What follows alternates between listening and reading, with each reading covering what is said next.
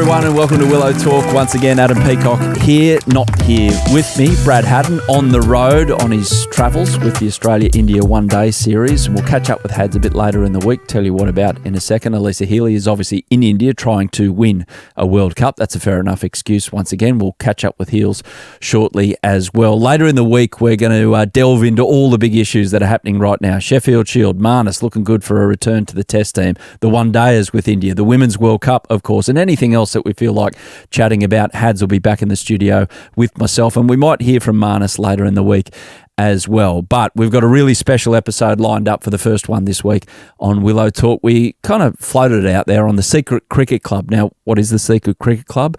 Go to our Instagram page just below our bio on Willow Talk. The Willow Talk Instagram page is a link for the Secret Cricket Club where we kind of leak out a bit of info and maybe throw out the net for a couple of questions from you, the listeners. We asked who you might think it might be, giving away a few hints. A few came back and said, Ravi Ashwin. Yes, we're trying to line up Ravi Ashwin for a chat as the Big Bash nears. Obviously, he's signed with the Sydney Thunder. A few of you also said Stuart Broad and Joss Butler. Michael in particular said the soothing voice of Joss Butler. Again, we're trying to line those two gents up. They've got a good podcast going on over there in the UK, so we'll hopefully catch up with them in the coming weeks. No, it's someone else. It is a superstar of Ashes past. He played in 6 Ashes series. Not bad for a South African. He obviously left South Africa to join English cricket, became one of the biggest names in cricket, full stop. Still is. Not short of an opinion. It is Kevin Pietersen. Kevin Pietersen joined myself and Hads last week for a chat, and here is that chat. It's never a bad time to have Ashes series royalty on Willow Talk. Brad Haddin, and Kevin Pietersen joins us right now. He's exactly that. The number of battles he had with Australia over his decade playing Ashes cricket will never be forgotten, and it's great to have him on board for a chat today. KP, how are you, mate? How are things? Morning, guys. All good. Not too bad. Bit chaotic as life always is, but I'm glad we make time for this. I said to my office last week or 2 weeks ago, I was like, Jesus, I haven't done what I said I was going to do, because Starkey and them asked me in the IPL, and then it was obviously that drama. And then I was like, cracky, I haven't done this. So I said, please contact you guys and go, let's do it. So let's do it.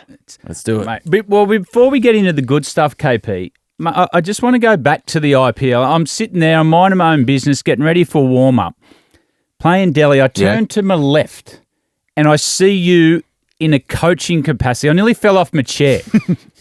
Mate, you're engaged with young Ashutosh. You're holding court, obviously, and you look like you're having a good time. But when you play against different players, mate, you always had great knowledge of the game, a great way to play, great mind. But I thought, there's no way in the world he's coaching. What happened? What happened? I'm very close to the Delhi guys.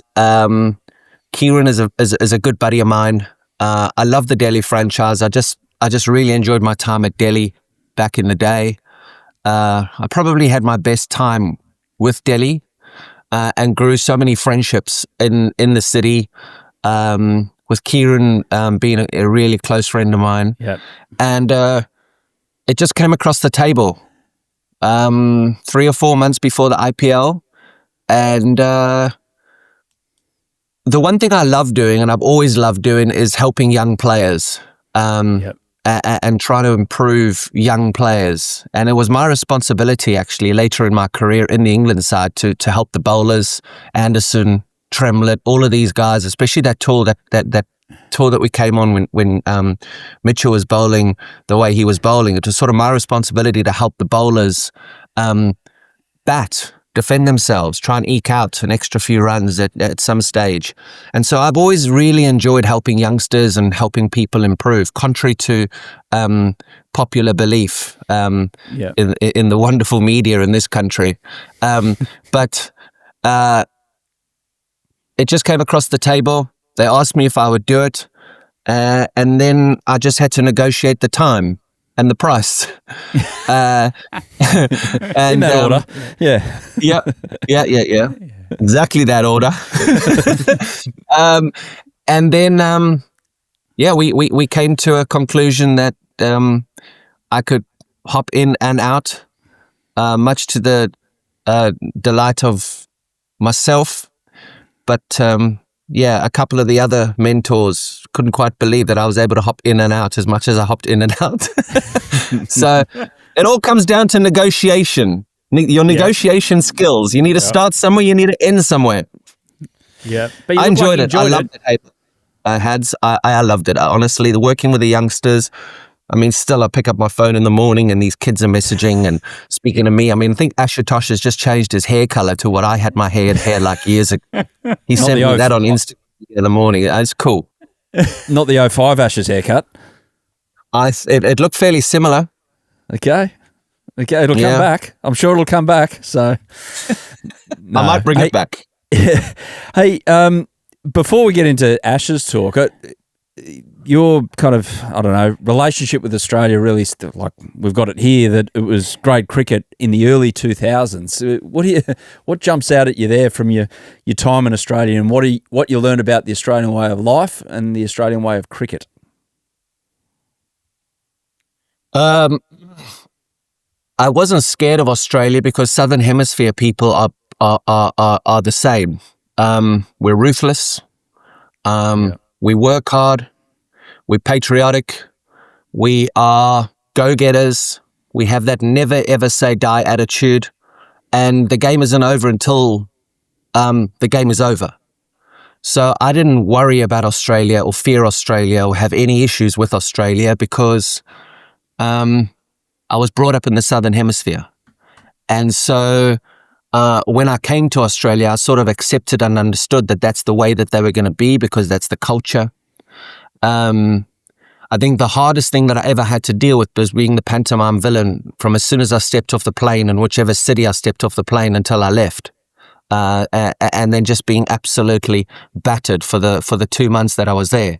I think that was the thing that mentally I had to deal with and challenge myself with and try and put that to bed on most occasions and try and flip into white line fever whenever I practiced, whenever I trained, whenever I was doing something to try and make me better as a player.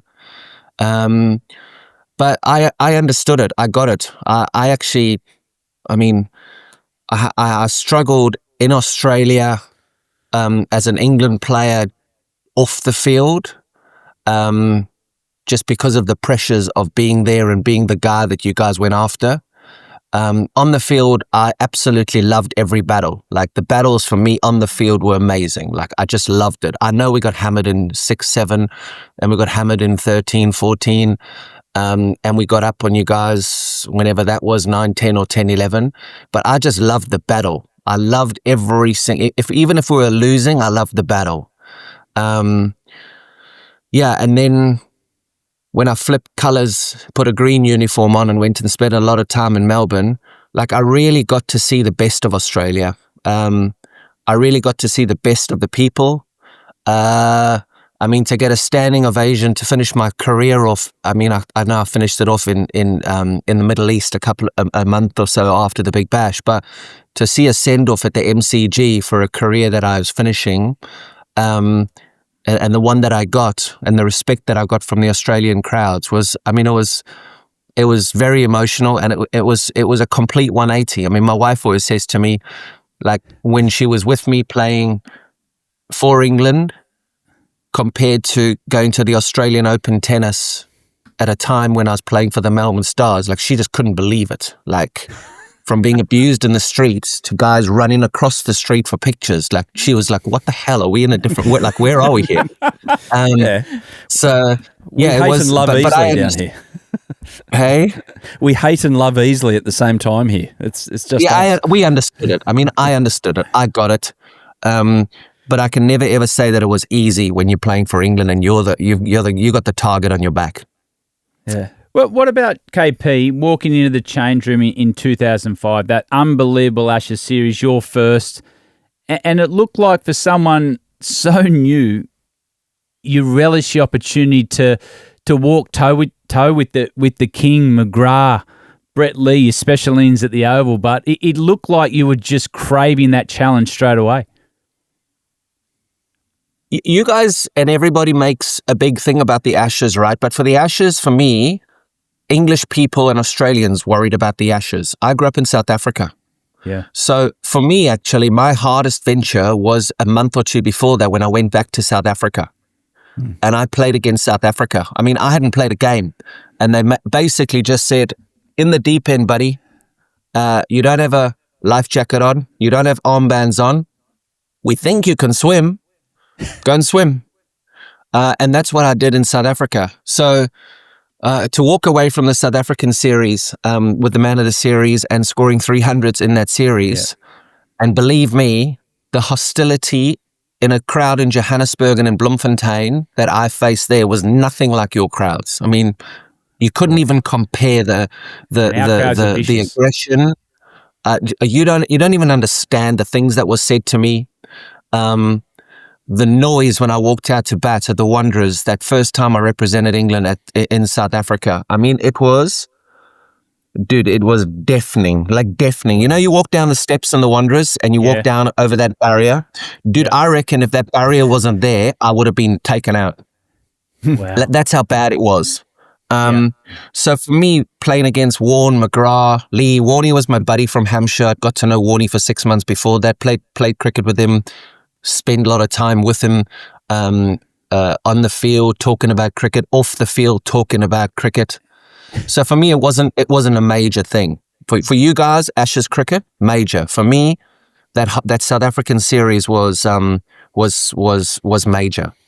So when you reference what you went through at Wanderers, for instance, and getting plenty of advice about your lifestyle choices in Afrikaans from your former mates, as opposed to coming in at Lords when McGrath's on a heater, he's taken 3 wickets in 5 minutes flat, and all of a sudden he's charging down the slope at you, you found that second gear as opposed to third gear required over in South Africa. Second gear as opposed to fifth gear. Yeah. Absolutely. Yeah. Absolutely. I mean, you can understand it, right? You can understand it. If you guys grew up in Australia, been there for 20 years, played your whole life, your favorite rugby team is the Australian rugby team, all of a sudden you go play for South Africa, okay, and you're chucked into the deep end back at the MCG, your first time ever playing for South Africa at the MCG. How do you reckon the Aussies are going to go? How do you think that walk down the steps there at the MCG is going to be? Yeah, exactly like yours at Wanderers. Exactly. So that's the thing. That's for me why Ashes cricket I never really had any dramas with, because I didn't have that emotional connection to it like obviously I do with South Africa. You talk about the theatre of not having an emotional connection to the Ashes, but the one thing when we were always told when we played Cape, do not engage him, do not get him into the contest. This is the question I was asking KB. I asked Hads, did you say anything to Lara? Did you say anything to Coley or these guys? And it's always a no. And about you, it's the same. There was only a few players, they said, do not engage Lara, do not engage KP.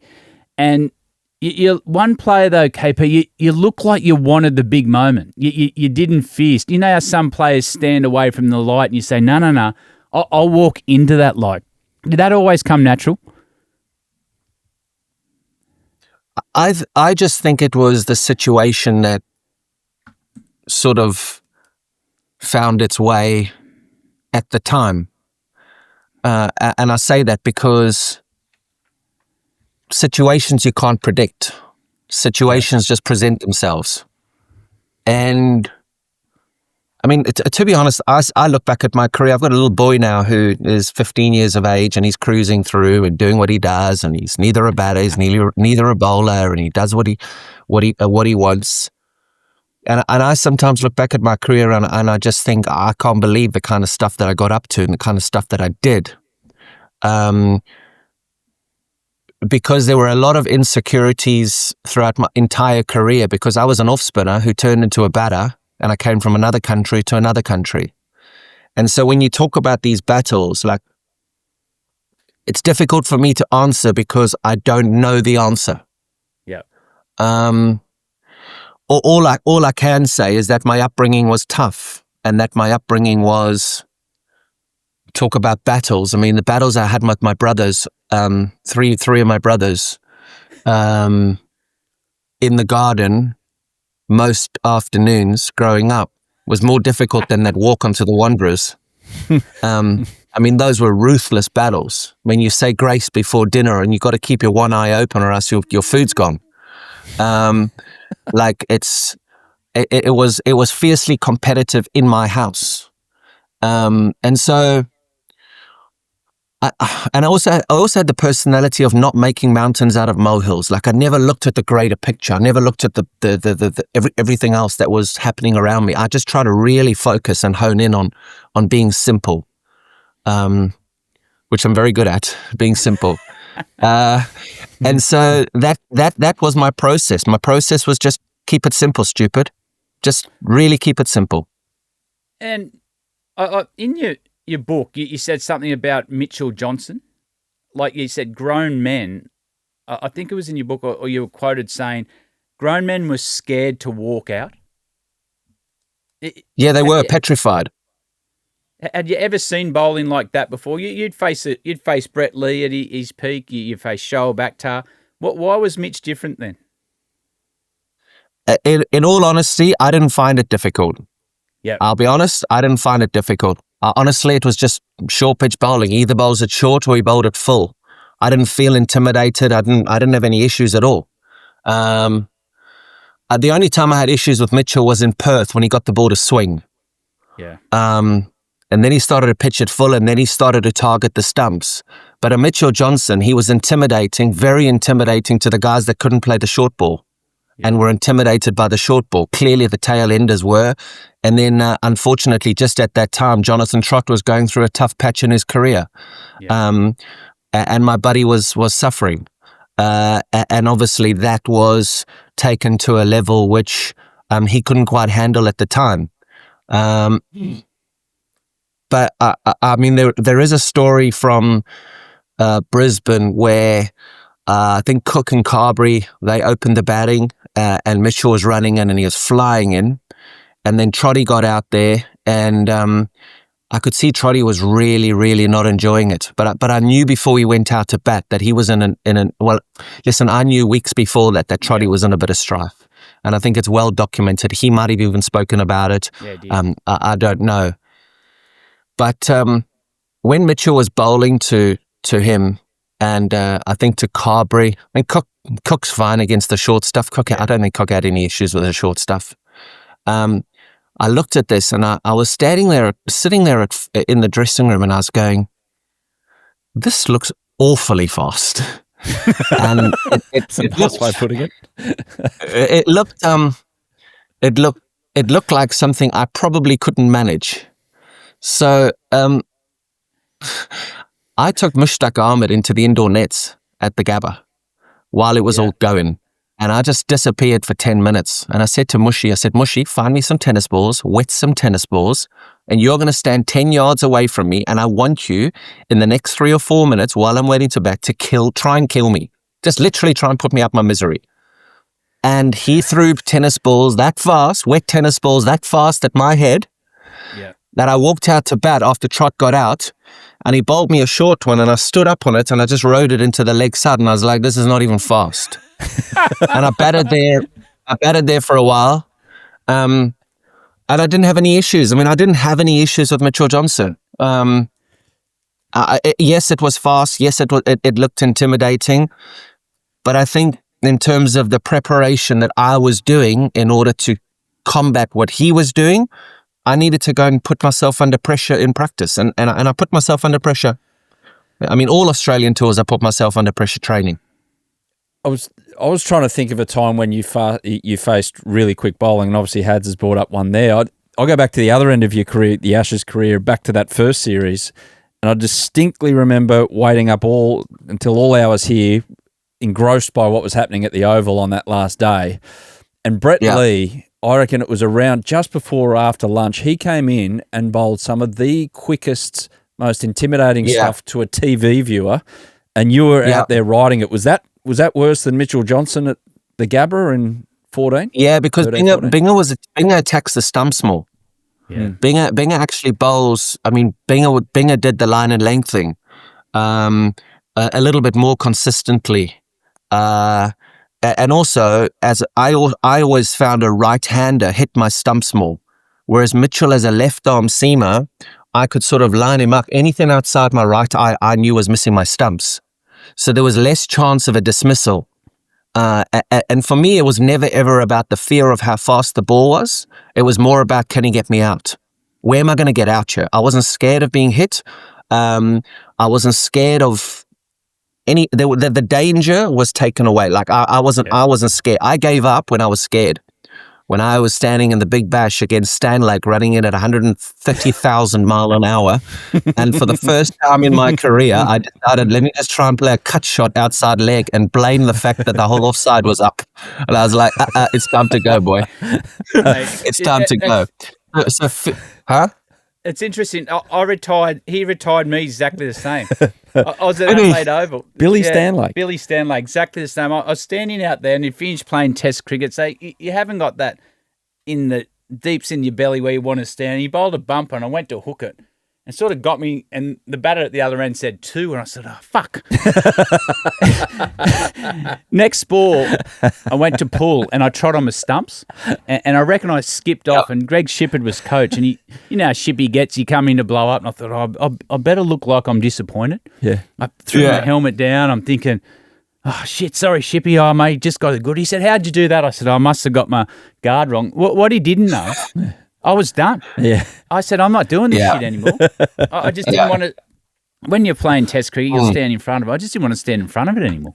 One thing I know, KP, about this story that you just told about the Gabba nets is that I reckon Haddin Jr. and Haddin Jr. are going to be heading down on the nets with some wet tennis balls very soon. You've given him an idea, I reckon. True, Bradley? Mate, we'll see. You got to try and do it tough, right? You had to try and do it tough. And when I got scared, I knew that was me done. And literally a month later, I put my boots up. I was like, listen, if you're going to start backing away to square leg and blaming because the offside is up and you just like, no, dude, that's not how you play. Like, just go and play golf. Yeah. Who's going to do it tough this Ashes? Who's going to stand in front of the Aussies? Or from the Aussies, who's going to stand in front of Wood and Archer? Yeah, I think it all comes down to fitness. There's a lot of chat about Cummins. Obviously, the England fast bowlers, they get rotated. Is Stokes going to be fit the whole series? It'd be a great series. It'd be a very, very good series. If all the guys stay fit. I don't know what the status on Cummins is. You never quite know, do you? No one really gives around too much detail. But you want to see the best guys up. You want to see the best guys playing. Because you want to see a great series. That's what you want to see. You don't want to see replacements coming in who people have never heard of. Test cricket deserves to have the best players playing on the biggest stage. So I just hope that they're all fit, they're all firing, and the guys are treated in Australia to good sessions of play. Yeah, I'm sure we will be. With how the England dressing room is at the moment, you can speak at previous experiences where you're all on the same page, and then there was other occasions there that famously, obviously, and the media took it in certain directions that they weren't on the same page. Yeah. This current group look like they're all on the same page and they're singing from the same Bazball hymn book. Does that count? Does that help? I think it does. It most certainly does if you're 100% on the same page. Yes. And it looks like they are. It does. It looks like they back themselves. It looks like they do what Baz wants. They do what Stokes wants. I think that relationship between Stokes and McCullum is a very, very strong one. I think Rob Key also has quite a big role to play within that dynamic. So I think the three of them in charge are tight, which you need to be. And they've been put under pressure on a few occasions. And no doubt that there's going to be a lot riding on an Ashes series. This Ashes series in particular down under is going to be a big one for all of them, because the result is magnified because it's Ashes cricket. There will be a lot of chat going into the series from former players, current players. I already see, actually, I checked social media this morning just before I jumped on here. I see that there's already conversations happening between former players, etc. But they look quite tight. And I think to start off an Ashes series, you need to have that unity in the dressing room. So, yeah, I think they are. But time will tell. Listen, Australian cricket can tear the minor little cuts and bruises into big wounds. So time will tell over the next couple of months. And one of your great loves, KP, is 2020 cricket. You commentate all around the world. You're off to South Africa to commentate on that. Are we in danger, Test cricket, of franchise cricket? We see Camo and Head. They've had what we think are $10 million proposals to give this form away. Are we in danger of franchise cricket taking over? Is it a bad thing? I don't. I think in, what do they call it? The big three. I think the big three have a responsibility to try their hardest to keep it alive, but I don't see it staying alive. If I'm honest, I don't. And it's hard. I mean, it's horrendous to say it because that was my favorite form of the game. I was lucky enough to play over 100 of them, and you know that's the greatest test. But there's too much cash involved now. And there's not many guys that if they're going to be offered $10 million are going to say no. Maybe after the Ashes, with Cummins got a back injury now, if he was offered this in February, he might have gone, boys, John Rahm did it in golf, Dustin Johnson, Brooks Koepka. Yeah. It is what it is. We just have to understand that these guys are all businesses. Every single player is a business. And I've said it for a number of years and been quite unpopular in saying it, but I don't mind saying it. These guys are there to make money. If Cummins doesn't play again and his back's gone, you guys know, we all know, no one's offering you $10 million when you're 41 years of age. No. So my advice to Cummins and to Head would be to get through the Ashes, postpone the discussions till after the Ashes, and then have a rethink about it. Because this ain't going away. And people, the purists, I'm a purist, but unfortunately I'm also a realist. And these discussions are not going to go away. I know the money in cricket. I've seen the money in cricket. I'm in discussions around all of that kind of thing. I've just been part of a huge transaction here in the UK. So I know what's happening in the world of cricket. I know what's happening in franchise cricket. And these guys have P&Ls. And they've got brands, and these are emotional acquisitions by very powerful figures. And so it's not going away, and it's going to be to the detriment of Test match cricket because the kids won't watch it either. You go to Lords, I've done Lords Test matches, and you go around Lords, don't have a look how many kids are watching a Test match live. Less than 2% of the crowd at Lords are watching again. Go to the 100, which I hope one day will be T20 cricket. You go to that, it's full of kids. And that's the next generation, right? That's where your digital content sits. This is a digital piece of content. This isn't linear television. These guys are all over digital numbers. You're after digital numbers. I'm launching something in the next few weeks, which is digital. Everyone's after the digital craze, and the digital craze isn't the guys that go and sit there and fall asleep at lunchtime with 7 red wines. That's not where the world is going. Yeah, can you see the calendar then thrown up a bit like you look at other sports like football? There's windows where it's defined windows where you're not having, for instance, no one wants to see South Africa send a South Africa D even to a Test series in New Zealand. No one wins out of that because you guys, I say you guys because you're involved in the South African thing because you go down there and commentate it, and across it, the T20. South African cricket needs that to pay for itself, basically. It's a great thing. Yeah. So can you see 5, this is franchise cricket windows and everything else you can fit around that? I don't know how far that FTP goes now. I don't know where the FTP sits. That's the Future Tours program. I don't know how far that goes, but I'm sure there are discussions that are happening just around proposed schedules. And there's also countries that want to get into cricket as well. Saudi Arabia wants to get into cricket. I was there 2 weeks ago, and I know what's happening in the kingdom. So there's a lot of things that are earmarked in the calendar at the moment. Test cricket is one armband off and struggling to keep afloat. There's only a few countries that are keeping it afloat. I think Brian Lara was quoted recently saying that players are wanting to play for the West Indies at the moment only to get themselves into the bright lights, to get into an IPL franchise. And so they're treating international cricket like an audition to get themselves into franchise cricket. And I think he was quoted as saying that's incredibly sad, but that's just the nature of the beast at the moment. So there are major issues with minor nations, and I say minor nations because I classify the major nations as the one that still sort of prioritize Test match cricket. But at the end of the day, sport is a money game. You brought up football, it's a money game.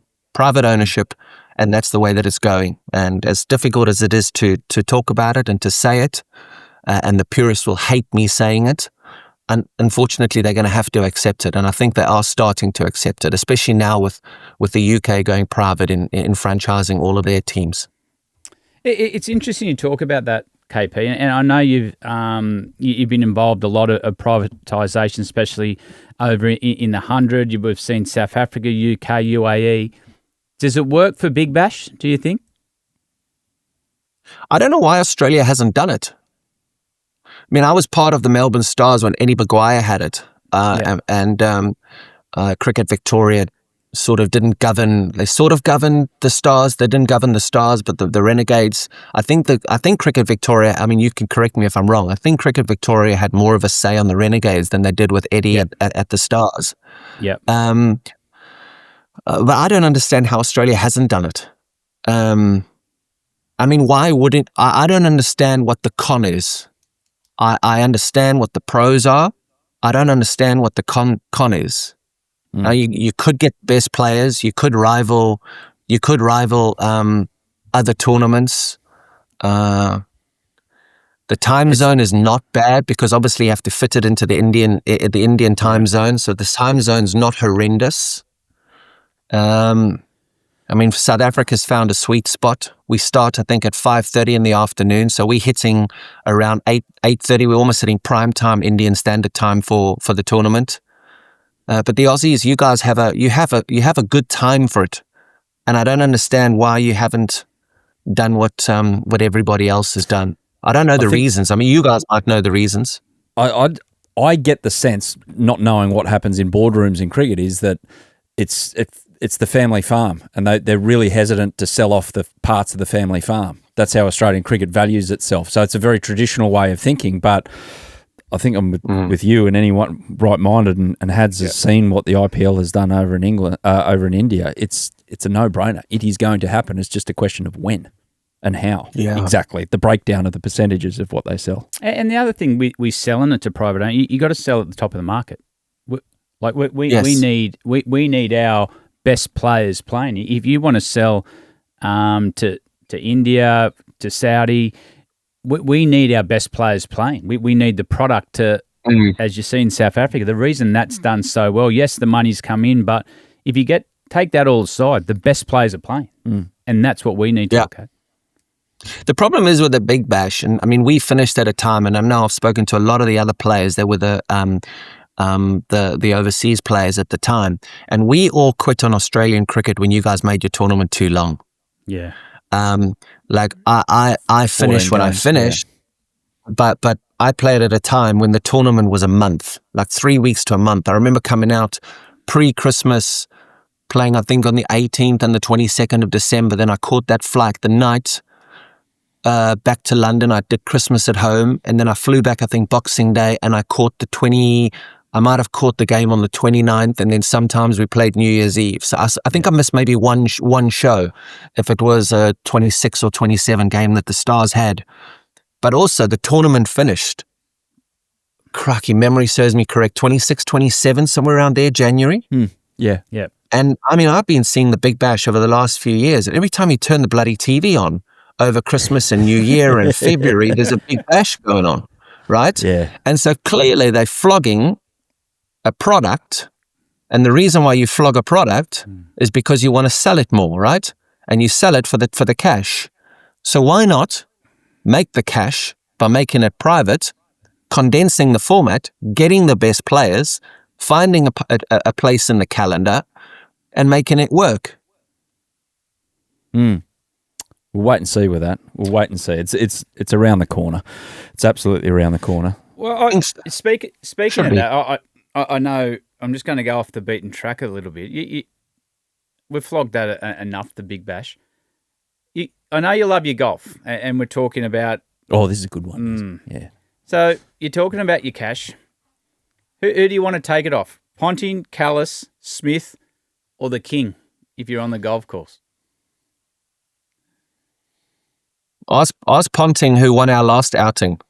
Maybe he can answer it. Maybe he can come on your podcast and ask him who won the last outing. And I don't even think he paid me. I think he still owes me some cash. Oh, double sledge. That's even better. Sir Ricky. Yeah. Good luck getting into Tasmania next time you're down here, KP. Well, I couldn't afford to. He hasn't paid me what he owes me. Who wins the long drive contest? Because you can hit a ball. Glenn Maxwell can hit a ball. Ricky's just talent. No, they say Zach Crawley is like a serious golfer.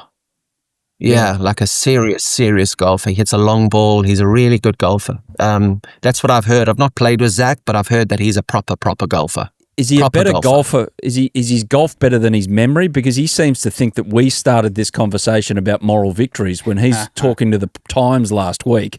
And he said that, they seem to be obsessed by moral victories down there in Australia. And I was like, hang on a minute. It was Harry Brook that said it after a test match in 2023. This is what an Ashes series brings. It brings out the worst in us, as you know, Kevin. The best. Like, it's like, hang on a minute. Who's like moral victories? You started it. So, yeah, a bit of Trumpism coming in there from Zachy boy. Yeah, I listen. Well, that's the pre-Ashes nonsense. Go and have it with somebody else. I really don't want to wake up tomorrow morning, or wake up whenever you've released this going. I'm like, nah, I'm over it. I live in a different world, boys. Give us a good story. That shit I used to get involved in. I've got absolutely no interest in waking up and seeing the Sydney Morning Herald smash me for something I've said on your podcast. Yeah, fair enough. We'll call Tom Decent now and let him know that you didn't say anything.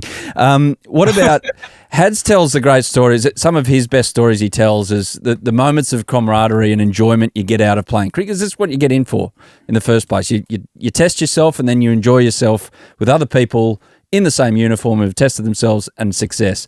Hads tells, for instance, this great story at the SCG. After a while, they bang the floor on the SCG. That means open the cellar up, boys, underneath the dressing rooms. Let's get into it.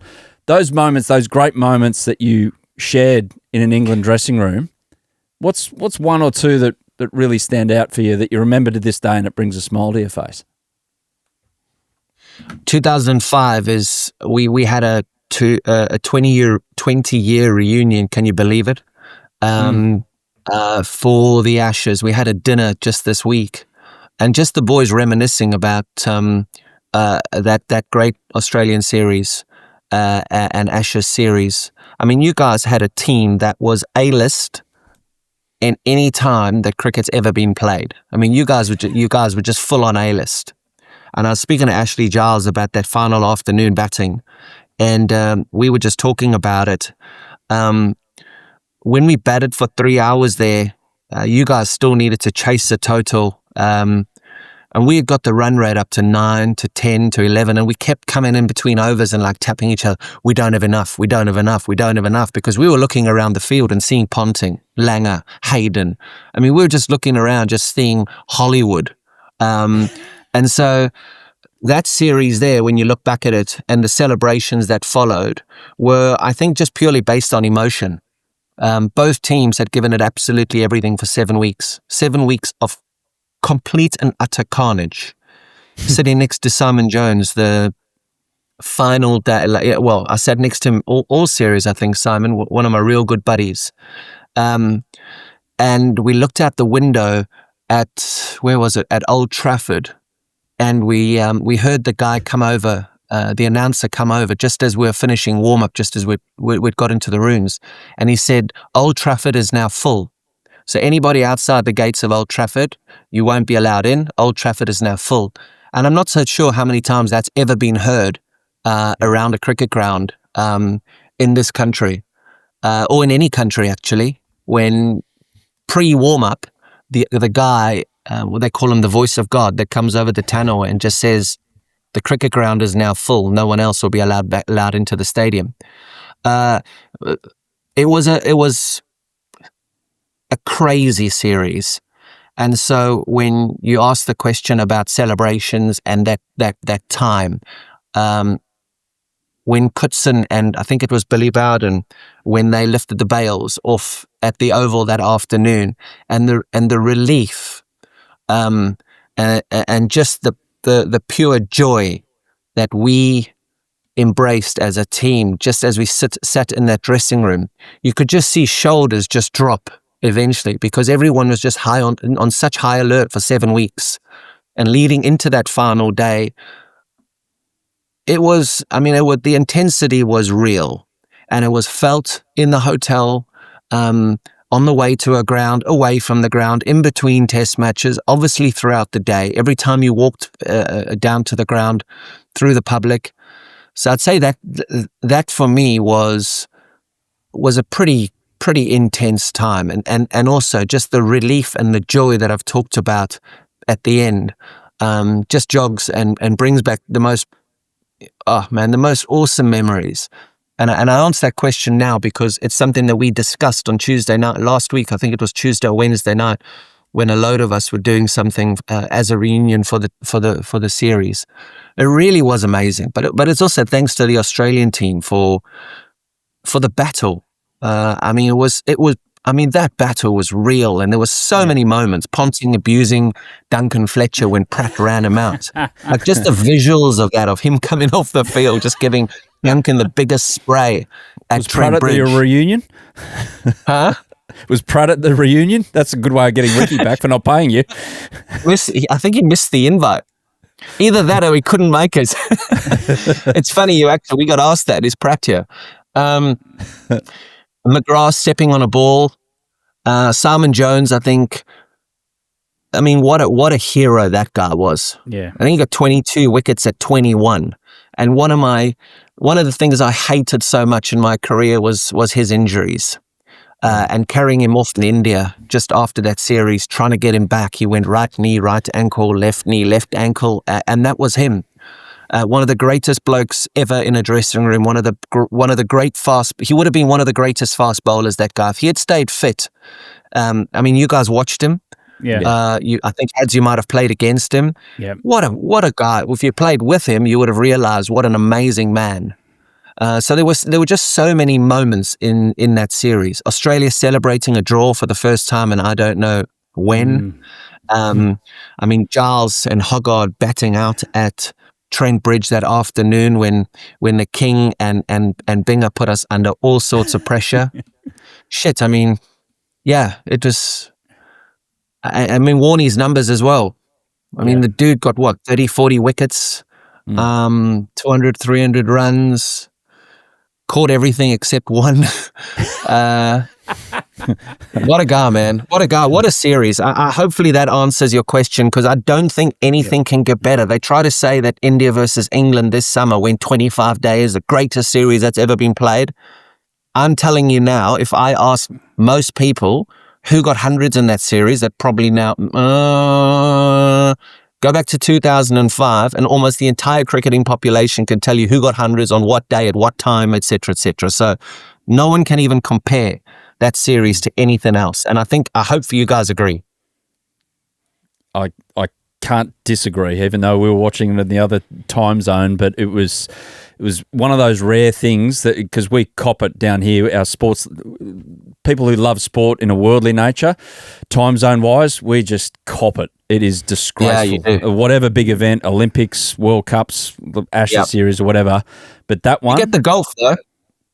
Yeah. You get the golf. You get the PGA Tour. Yeah. Yeah. But 2019 as well, I was almost as engrossed about that. I don't, Hads, you were in the dressing room for both of those series, but they're the What things happened in that 2019?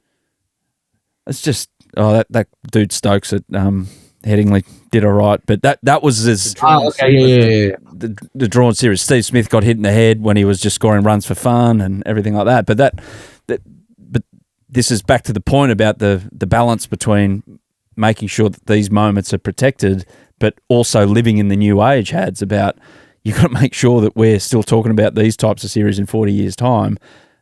But being a realist, as Kevin says, about, okay, well, the world's opening up a bit more to different things and different ways of taking in content.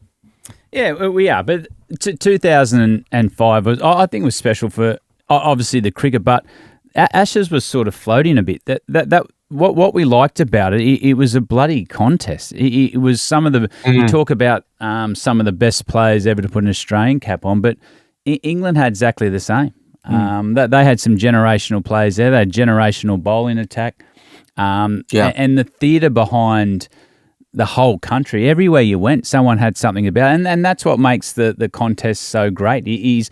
Everyone gets on board. There's an emotional attachment people find to the team, and especially this time. And let's hope, KP, we're talking about this same Ashes series in a couple of months. I think it's going to be a cracker. But thank you. It's been an absolute pleasure to have you on. I'm still in shock that you're coaching. I'll get my head around that very, very shortly. But you do have a lot to offer the game. So, and I know, having a bit to do with Ashutosh and the boys, that they do enjoy your company. Yeah, he's a beauty. Hey, who's that in the background? Is that Binger in the background bowling? Who's that supposed to be? Or is that Mitchell? His arm's too straight. Who is it? I think it's Ryan Harris. Hey, best Australian bowler I ever faced. Rhino. Best Australian bowler I ever faced. Really? Best. Better than McGrath. Better than anyone. What made him so difficult to deal with? Oh man, he hit the ball that hard, and he was just he had two types of bounces. What a guy. What a competitor as well. Australians are great competitors, but he was the best I ever faced. Obviously, Warne was in the spinning world, but in terms of fast bowlers, that guy was the best I ever faced. He was always on, always attacking the stumps.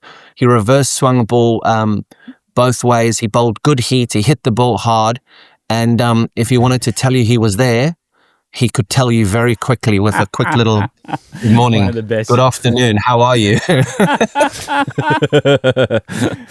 Yeah, he was a proper bowler. What does he do, by the way? Well, he's coaching. Yeah, he's coaching South Australia. Very well. First ever Shield they've won in 20 years. He Amazing.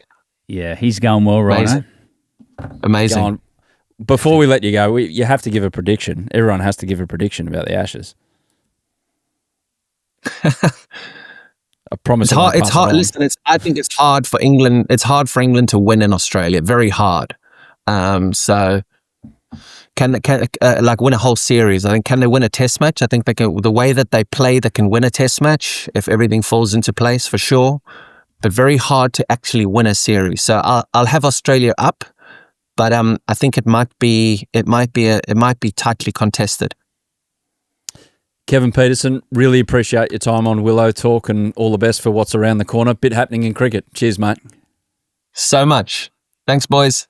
Thanks, KP. Yeah, thanks for watching the Willow Talk podcast on YouTube. Don't forget to hit the subscribe button so you don't have to miss an episode wherever you are. And while you're at it, check out these videos up here. They're mostly good.